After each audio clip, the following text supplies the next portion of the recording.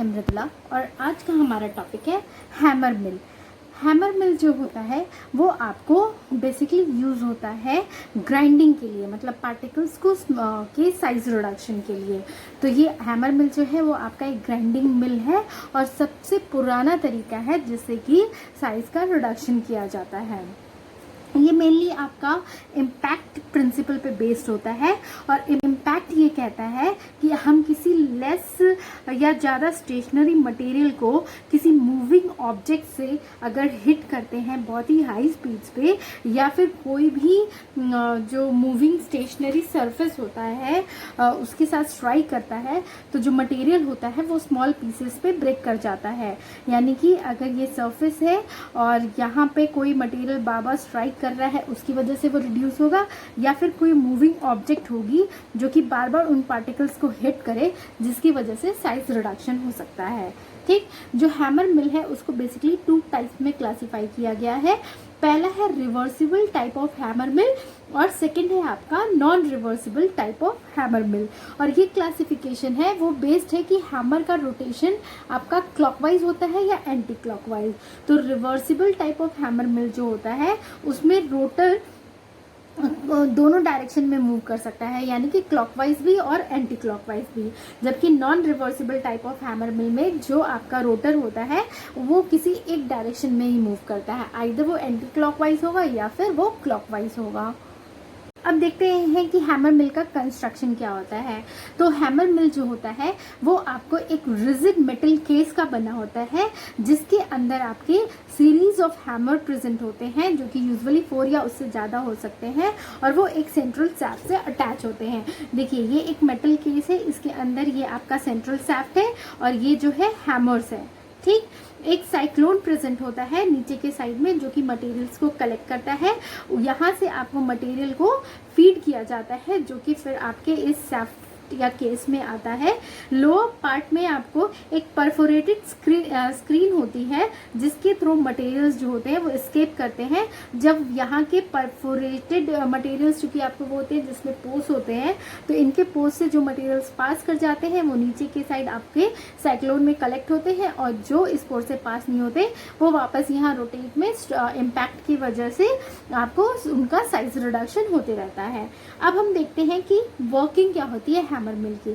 तो सबसे पहले हैमर मिल में मटेरियल को यहाँ फीड किया जाता है, फिर वो आपके इस केस में आता है यहाँ पे, और केस के अंदर रिपीटेड हैमर इम्पैक्ट की वजह से जो मटेरियल्स होते हैं वो क्रस्ट या फिर शैटर्ड हो जाते हैं और वो आपके वॉल्स के साथ भी जो कि स्टेशनरी होता है उसके साथ भी बाबा कोलाइड करते रहते हैं, जिसकी वजह से वो पार्टिकल और पार्टिकल इम्पैक्ट भी होते रहता है और इस वजह से वो आपके स्मॉल पार्टिकल्स में रिड्यूस होने लगते हैं। एक नीचे की साइड जो स्क्रीन फिट होता है बॉटम मिल के, वो जितने भी कोर्स मटेरियल होते हैं उनको फिर रिटेन करता है और जो जिनके साइज उनके पोर्स के अकॉर्डिंग होते हैं वो वहाँ से उस स्क्रीन के थ्रू नीचे की तरफ पास हो जाते हैं। जो टारगेटेड पार्टिकल साइज होता है, जो किसी भी हैमर मिल में अगर हम डालते हैं कोई भी पार्टिकल को तो हम एक डिफाइन करते हैं कि वो किस साइज रेंज का चाहिए। तो जो टारगेटेड पार्टिकल साइज होता है वो आपको बहुत सारे फैक्टर्स के थ्रू कंट्रोल होता है, जैसे कि फीड रेट क्या है, किस रेट से हम उसमें मटेरियल को फीड कर रहे हैं, रोटर की स्पीड क्या है, उसकी वेलोसिटी क्या है, मतलब कि कितने आरपीएम पे हम उसको रोटेट कर रहे हैं, और जो हैमर है और ग्राइंडिंग प्लेट्स है उसके बीच का क्लियरेंस कितना है, हिट रेजिस्टेंस कितना है, मतलब जो हैमर है वो पार्टिकल को कितने स्पीड पे हिट कर रहा है, क्योंकि रोटर की स्पीड की वजह से वो हैमर उतनी ही तेजी से इम्पैक्ट डालता है।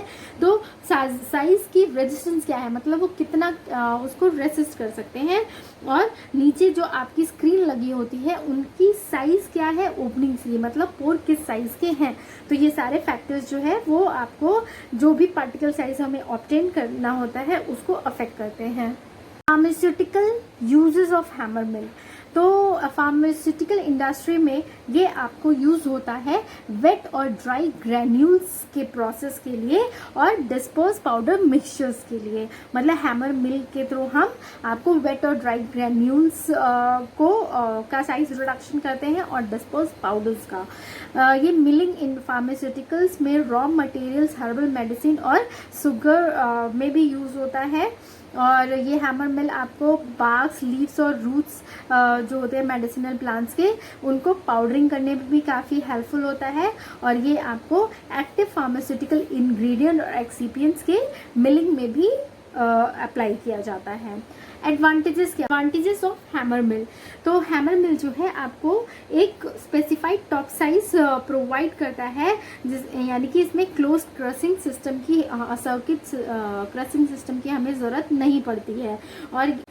और ये आपको relatively numerous size distribution provide करता है फाइन्स के, मिनिमम फाइन्स के अपने सेल्फ क्लासिफिकेशन की वजह से। मतलब जो स्क्रीन के थ्रू आपके जो पार्टिकल्स होते हैं वो पास कर जाते हैं और ऊपर रिटेन कर जाते हैं, फिर वो क्रश्ड होते हैं। तो इस तरह से ये प्रोसेस चलता रहता है। तो एक तरह से ये सेल्फ क्लासीफाई करता है अपने के अंदर जो पार्टिकल साइज होता है। इसका जो हाई रिडक्शन रेशियो होता है और इसकी जो कैपेसिटी होती है वो भी बहुत हाई होती है, चाहे ये प्राइमरी, सेकेंडरी या फिर टर्शरी ग्राइंडिंग के लिए क्यों ना यूज़ हो रहा हो। जो ब्रिटल मटेरियल्स हैं वो सबसे बेस्ट आपके इम्पैक्ट के थ्रू फ्रैक्चर्ड होते हैं और ये आपको डिफरेंट टाइप्स ऑफ मटेरियल्स की ग्राइंडिंग के लिए कैपेबल होता है। मशीन जो होता है वो इंस्टॉल करने में इजी होता है और इजीली ऑपरेट भी हो जाता है और इसका जो ऑपरेशन होता है वो कंटिन्यूअस होता है।